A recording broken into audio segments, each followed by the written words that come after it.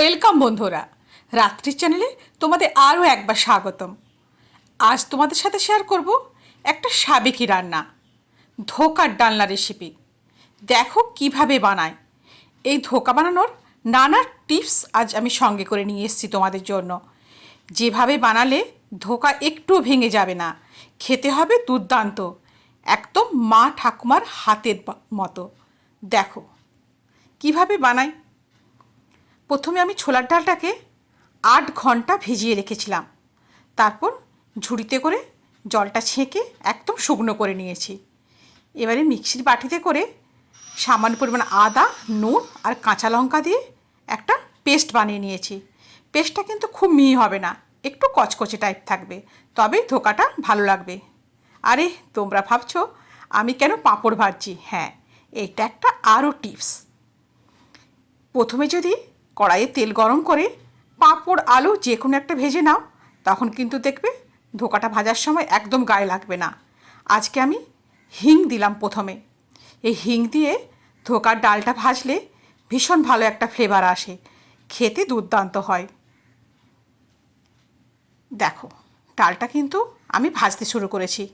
তোমরা লক্ষ্য রাখবে কড়াইয়ের গায়ে কিন্তু একটু ডাল লেগে যাবে না।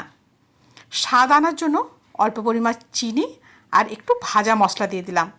এই ভাজা মশলাটা আমি বাড়িতে বানিয়ে নিয়েছি। জিরে, ধনে, শুকনো লঙ্কা আমি শুকনো কড়াতে করে নেড়ে গুঁড়িয়ে রেখেছিলাম। এবারে ওই মশলাটাকে এই ধোকার সাথে মিশিয়ে দিচ্ছি, অর্থাৎ এই ডাল বাটার সাথে। দুর্দান্ত খেতে হয় এই মশলাটা যদি তুমি এই ডালের সাথে মিশিয়ে দাও। দেখেছো বন্ধুরা কড়াটা কীভাবে একদম সাদা হয়ে থাকছে, একটু কিন্তু ডাল লেগে যাচ্ছে না। এইভাবে ডালটাকে আমি ভেজে নিয়েছি। এবারে একটা স্টিলের থালাতে করে অল্প পরিমাণ তেল দিয়ে আমি এই ডালটাকে নামিয়ে নিলাম। এবারে গরম অবস্থায় কিন্তু তোমাকে এটা সেপ দিয়ে নিতে হবে, তবে কিন্তু একদম তেল টানবে না ধোকা ভাজার সময়। দেখেছো আমি কত তাড়াতাড়ি করে কিন্তু ধোকার ডালটাকে সেপ দিয়ে দিচ্ছি একদম গরম অবস্থাতেই। এই সময় কিন্তু একদম জল হাত করবে না, তাহলে কিন্তু ধোকা ভাজার সময় দেখবে ভেঙে যাবে আর অনেকটা তেলও ভেতরে ঢুকে যাবে। ধোকার স্বাদটা কিন্তু একদম তখন ভালো আসবে না। এই অবস্থাতে কিন্তু আমি তাড়াতাড়ি করে এই ধোকার সাইজগুলো করে নিচ্ছি। তোমরা যে যার মতো করে সাইজ করবে, ছোট বড়, বরফি আকার, চৌকো আকার, যার যেটা খুশি। আমি একটা মাঝারি সাইজ করে চৌকো চৌকো করে ধোকাটাকে কেটে নিচ্ছি। সমস্ত ধোকাগুলো আমার কাটা হয়ে গেল। দেখেছো একটু মিডিয়াম আর একটু মোটা টাইপের। এখানে নিচে আদা, জিরের গুঁড়ো, লঙ্কার গুঁড়ো আর হলুদের গুঁড়ো।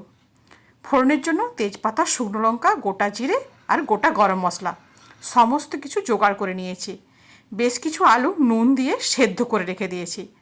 এবারে একটা থালাতে প্রয়োজন মতো ধোকা নিয়ে প্রথমে ভাজতে শুরু করছি। সর্ষের তেলটাকে খুব ভালোভাবে গরম করে ধোকাটা ভেজে নেব। এই ধোকা ভাজারও একটা টিপস আছে। প্রথমে এই ডুবন্ত তেলে ধোকাগুলোকে ছেড়ে দিলাম, কিন্তু বেশি নাড়াচাড়া করব না, মিনিট 2 হতে দেবো। বেশি কিন্তু নাড়াচাড়া করলে তেল ঢুকে যাবে। 2 মিনিট বাদে আস্তে আস্তে করে উল্টে নিচ্ছি। তোমরা দেখতেই পাচ্ছ একটা ধোকাও কিন্তু আমার ভেঙে যাচ্ছে না, অথচ লাল লাল করে ভাজা হয়ে যাচ্ছে। এইভাবে কিন্তু আমি সমস্ত ধোকা ভেজে নেব। বন্ধুরা যারা আমার চ্যানেলটাকে এখনও সাবস্ক্রাইব করনি, তারা প্লিজ সাবস্ক্রাইব করে নাও।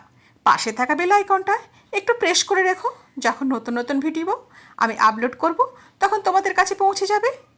হ্যাঁ বন্ধু, যদি আমার চ্যানেলে কোনো নতুন বন্ধু এসে থাকো, তারাও কিন্তু আমার চ্যানেলটাকে সাবস্ক্রাইব করে আমার পাশে থেকো। দেখো কি সুন্দর মুচমুচেভাবে আমি ধোকাগুলোকে ভেজে নিয়েছি। এবারে ছান্তার সাহায্যে ধোকাগুলো তুলে রেখে দিলাম। আবার এই তেলে বাকি ধোকাগুলো ভেজে নেব। বন্ধুরা আমার এই ভিডিওর যদি কোনো একটা অংশ তোমাদের ভালো লাগে, অবশ্যই একটা কমেন্ট করো আর শেয়ার করতেও ভুলো না বন্ধু। তোমরা যখন কমেন্ট করবে আর শেয়ার করবে, তখন আমি নতুন নতুন রান্না তোমাদের কাছে নিয়ে আসার সাহস পাবো। আর তোমরা যদি আমার হাতের অন্য কোনো রান্নাও দেখতে চাও, সেটাও কমেন্ট বক্সে আমাকে জানিও। আমি চেষ্টা করব তোমাদের কথা রাখার।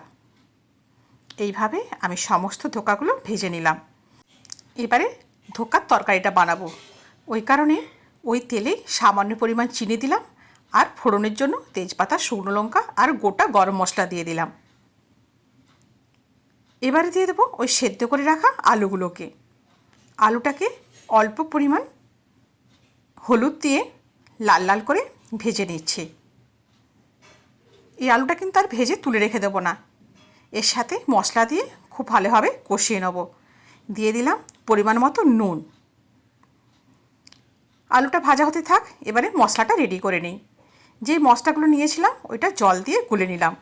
এবারে এই মশলাটাই ওই আলুর সাথে দিয়ে দিলাম। এবারে খুব ভালোভাবে কষিয়ে নেব যতক্ষণ না তেল ছেড়ে বেরিয়ে আসে। আজকে কিন্তু এই ধোকার ডালনাতে আমি টমেটো ব্যবহার করব না, সস দেবো বেশ কিছুটা পরিমাণ। এই সস দিয়ে ধোকার ডালনা যদি রান্না করো দেখবে ভীষণ ভালো খেতে হয়, আর কালারটাও দুর্দান্ত আসে। আমি খুব ভালোভাবে কষিয়ে নিচ্ছি, তোমরা দেখতেই পাচ্ছ। এবারে তেল ছেড়ে বেরিয়ে আসতে শুরু করেছে। আমি এখন দিয়ে দেবো পরিমাণ মতো জল। জলটা একটু হালকা করে গরম করে নিয়েছিলাম। এবার ফোটার অপেক্ষা। যখন মিনিট 5 ধরে এই ধোকা ঝোলটা ফুটে উঠবে তখন আমি ভেজে রাখা ধোকাগুলো এতে দিয়ে দেবো আর ধোকাগুলোকেও মিনিট 5 ধরে ফুটিয়ে নেব। তোমরা দেখতেই পাবে একটা ধোকাও কিন্তু আমার ভেঙে যাবে না, ভেতর পর্যন্ত এই ধোকা ঝোলটা ঢুকেও যাবে আর খেতেও দুর্দান্ত হবে। এখানে ঘি, গরম মশলা আর সামান্য পরিমাণ চিনি নিয়েছি। গ্যাসের ফ্লেমটা আমি এখন কমিয়ে দিয়েছি।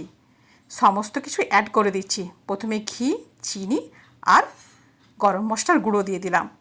চিনিটা তোমরা স্কিপ করতেও পারো, কিন্তু অল্প পরিমাণ চিনি যদি নিরামিষ রান্নাতে দেওয়া যায় স্বাদটা ভীষণ ভালো আসে।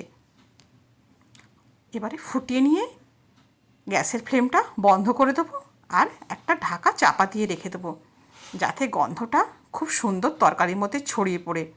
নিরামিষ রান্নাতে যদি ঘি, গরম মশলা দেওয়া যায় দুর্দান্ত খেতে হয়। দেখেছো, মাংসকেও ফেল করবে এই ধোকার ডালনা। দুর্দান্ত দেখতে হয়েছে বন্ধু। এই রান্নাটা তোমরা ভাত, রুটি, লুচি, পরোটা সবের সাথেই অনায়াসে খেতে পারো, দুর্দান্ত খেতে লাগে। বন্ধুরা, আজ তাহলে এই পর্যন্তই। আবার দেখা হবে তোমাদের সাথে নতুন কোনো রেসিপি নিয়ে। তোমরা সবাই ভালো থাকবে, সুস্থ থাকবে। হ্যাঁ বন্ধু, আমাকে মনে রাখবে, আমার ভিডিওগুলো একটু তোমরা শেয়ার করে দেবে। সবাই সুস্থ থেকো আর ভালো থেকো, আর আমাকে মনে রেখো। ধন্যবাদ।